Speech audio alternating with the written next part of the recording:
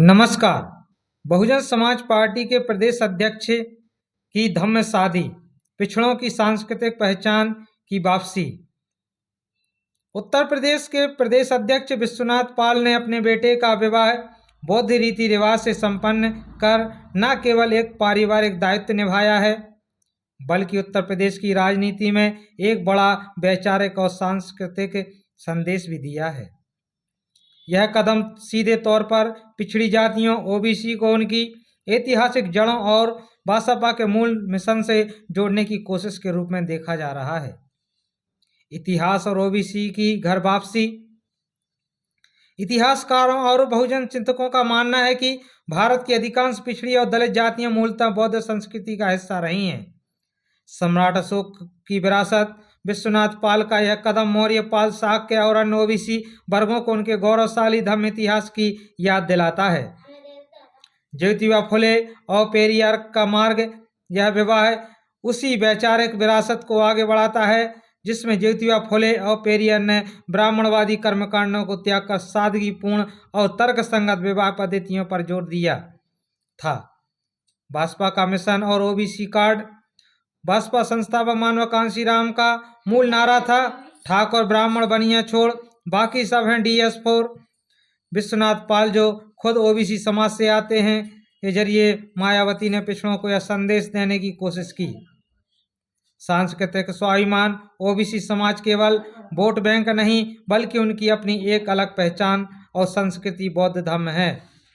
पाखंडवाद मुक्त समाज। खर्चीली शादियों और दहेज जैसी कुरीतियों को छोड़कर आर्थिक और सामाजिक मजबूती हासिल करना ही असली बहुजन मिशन है। कैडर को ऊर्जा। चुनाव से पहले इस तरह के मिशनरी कार्यक्रम कार्यकर्ताओं में वैचारिक जान फूंकने का काम करते हैं। सियासी समीकरण 2027 की तैयारी।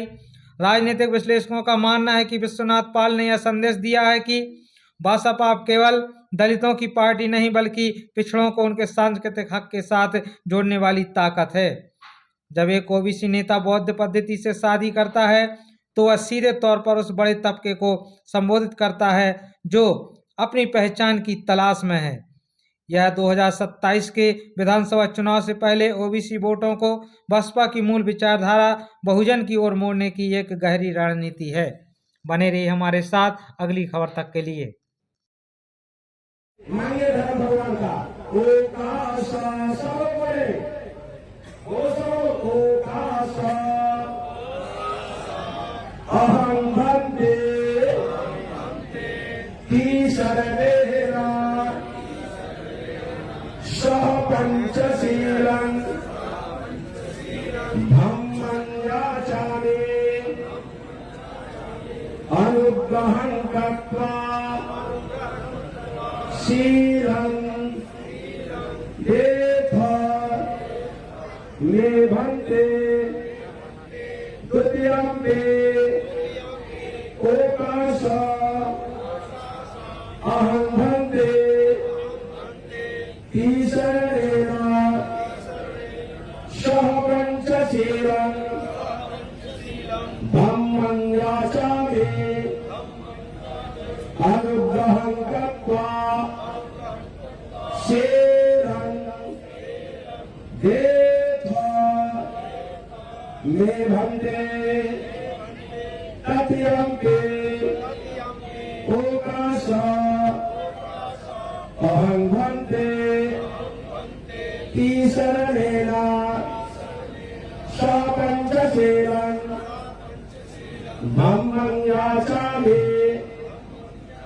अनुग्रहं कृत्वा शीलं देथा मे भन्ते। तीसरगमन संपूर्ण बोलिए आम भन्ते। नमो तस्य भगवतो अरहतो सम्मा सम्बुद्धस्य नमो तस्य भगवतो अरहतो सम्मा सम्बुद्धस्य नमो तस्य भगवतो अरहतो सम्मा सम्बुद्धस्य बुद्धं शरणं गच्छामि धम्मं शरणं गच्छामि संघं शरणं गच्छामि द्वितीयं बुद्धं शरणं